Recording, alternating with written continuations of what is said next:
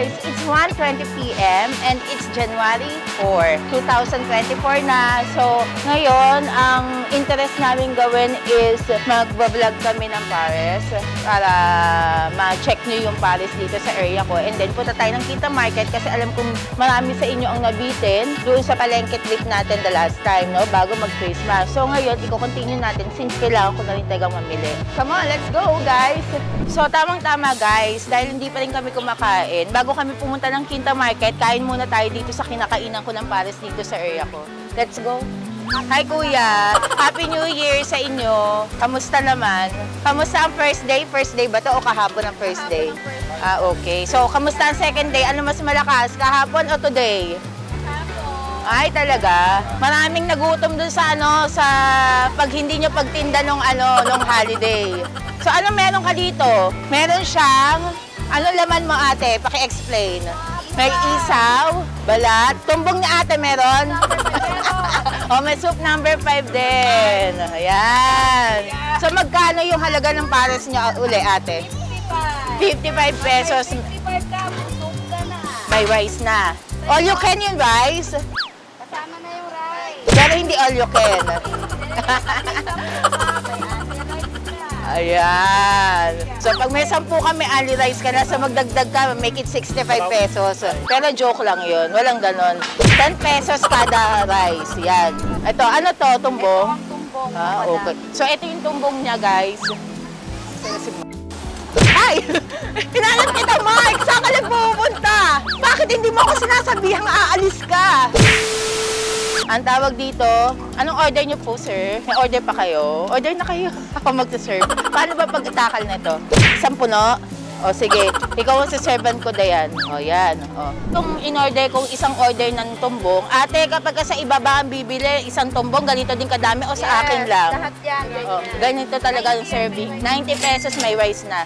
So, lalagyan mo pa siya ng taba ko, pakicheck. Oo, pakilagyan. Tsaka taba mo ipaghalo natin para masaya ang buhay. So, para maglaway kayo, guys, panoorin nyo na kaming kumain.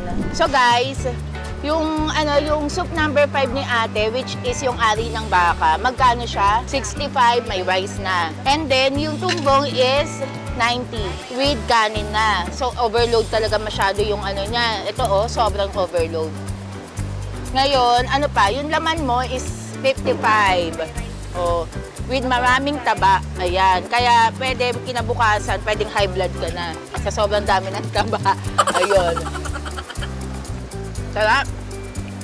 Dahil sa kambal yung nagtitinda, akala nila minsan nagduduga yung nagtitinda. Kasi nakita ng umaga, nakita pa rin ng alas 11 ng gabi, akala din nagpapahinga. Yun, nagulat. May kambal pala. Ayan. Kaya huwag yung pagkakamalang masigla sila. Matino silang tao. So guys, eto na. Papunta na tayo ng Kita Market. Nasa taxi na tayo. Kakatapos lang namin mag-Pares, kaya dugit-dugit na naman kami.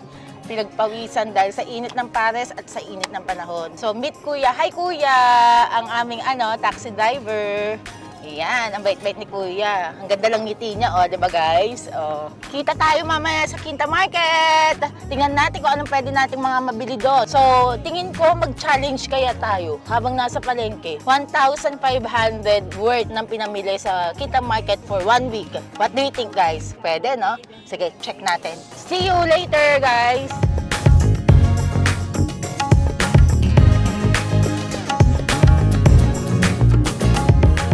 So, ayan na guys, nandito na tayo sa Kita Market uli. And as meron nagpaparada na mga Nazareno. Yan. So, maaga. Tingin ko yung paggunita nila sa Nazareno ngayon. Ayan. So, pasok na tayo para mamili sa 1,500 challenge palengke. So, dahil dyan, maglabas na tayo ng 1,500 pesos. Yan. 1, 2, 3, 4, 5. 1,500. So, check natin kung ano mabibili natin sa 1,500. 50 pesos yung lemon ni ate. Bili tayo uli. Pagka nandito ako, lagi ako bibili ng lemon dito. Pili mo ako ng maganda. Ano ba maganda? Ito. Ito po dalawa. Yan. So, 100 pesos. So ayan guys, naglalakad na tayo, kakapasok lang natin ng Quinta Market. Mag-check tayo ng pwedeng mabili sa 1,500 challenge natin. So dahil sa nabawasan na ng 100 pesos, 1.4 na lang yung natira. So 110 ang isang kilo dito ng atay. Tapos ito, 140 yung paa ng manok. 175 itong thigh, tsaka leg na magkasama na. Ayan. Mamaya tayo mag-decide kung saan tayo bibili. Check muna natin lahat. Si Kuya Buboy, yung suki ko dito, tsaka si Nanay. So yung ano niya, galunggong is 50 pesos tumpok. Meron na kayong 5 piraso. So, lumalabas 10 pesos siya isa. Ayan. Tapos, ito, tumpok din, 120 pesos. May dalawa ka ng bangus. Libre ba ang paano nito, Kuya? Boneless? O, yan. Libre pa boneless, guys. Ito, si Nanay. Magkano po yung ganito nyo, Nay? Ayun, ano to? 200. 200 pesos na ngayon kasi mas malaki na kaysa in the last time. Alam ba maganda dyan? Pilian mo kung maganda. Sige, bigyan mo ko ng isa. Pero isang buo na yun, guys, ha? Ito, guys, kinuha ko. 200 pesos yan, isang buo. Tapos, Tay, meron ka bang ano, Imelda uli? Meron po. Sige, bigyan mo ko. Katulad ng binili ko nung nakaraan. Magkano Imelda mo ngayon? 70 isang tumpok. 70 isang tumpok. Bigyan mo akong 2 tumpok ulit, Tay. Ay, Kuya. Isang ulo, tsaka isang yung katawan.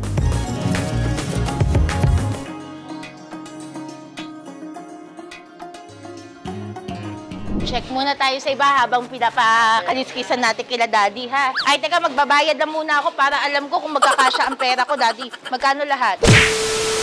So, punta kayo dito sa Quinta Market, hanapin nyo si Kuya Buboy tsaka si Nanay. Magpadagdag, Daddy, pero i-boneless mo pang relleno. Oo, pag ganyan. Tapos hiwa pa sa gitna. 240 isang kilo. Eto, Hasa-hasa, 320. 320 hasa-hasa. 280 to, guys. Isang buo na siya. Hindi yun, titimbangin pa natin. Titimbangan pa. Okay. Ayan. Alam mo na yung ano ko, lagi ko sinasabi, Daddy? Yes, I love you! Okay. Meron pa tayo 700 pesos, guys. So, 710 pesos pa. Doon, halika na sa mga karnihan. Fresh ba ang mga alam mo? Atay mo, Kuya? First na person O, ba? sige. Magkano po? 200 po yung atay. 200 ang atay, 1 kilo. Oh, yes. Bigyan mo ako ng halagang 150. Eto, magkano po kilo? 190 po. 190. O yan, 190 kilo, guys. Gawin mo 3 hiwa, Kuya. 1, 2, 3. 190 isang kilo. 150 lang po. Yes.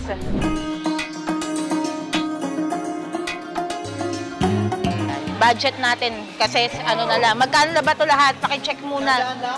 Oo. Ito na lang ang natitira kong budget eh. 500 na lang. Maganda. Okay, thank you. O, diba? May 200 pa tayo, guys. Ang natitira ko na lang pera, 210. Kaya? Tapos makahiwa ng ganyang kalaki. Yan, ito yung ganyan. 1, 2, 3, 4 na hiwa. Okay na yan? Wow, thank you. O, diba? May pasobra pa si Kuya. Gano'n po kalaki? Ayan, ganyan. Para pwedeng adobo, pwedeng prito. I'm so happy. Ang dami natin nabili sa 1.5. So, congrats to me. I'm so proud to myself, guys. Pag budgeted talaga ang pera nyo, kaya dito sa Quinta Market. Diba, Mami? Sa sobrang mura ng bilihin at magaganda yung mga nagtitinda, mga pogi, nagbibigay ng discount. So, alam niyo na sa susunod, dito na kayo pumunta. Kung malapit din lang kayo sa Quiapo. Thank you. Happy New Year, Kuya. Anong pangalan mo? Hi ka muna sa vlog. Say hi, everyone. Thank you. Bye-bye. So, hi guys. Nandito na tayo sa Jolly Dadas. After natin mamili sa Quinta Market, magpapahinga muna kami habang kumakain dito sa Jolly Dadas. So, nag-order kami ng 2 palabok. And then, isang soft drinks and 1 halo-halo. Pahinga muna dito habang kumakain. So, ayan na guys. Dumating na yung palabok namin. Siya, sarap na sarap. Masarap ba? Nahihiya siya, camera shy. So, tapos may puto din ako. Hindi ko nadamihan yung kalamansi. May hindi kasi ako sa maraming kalamansi. Biruin nyo, nakatatlong kalamansi na ako dito. Tapos hindi ko sinasama kagad yung chicharon. Para hindi mabugbog.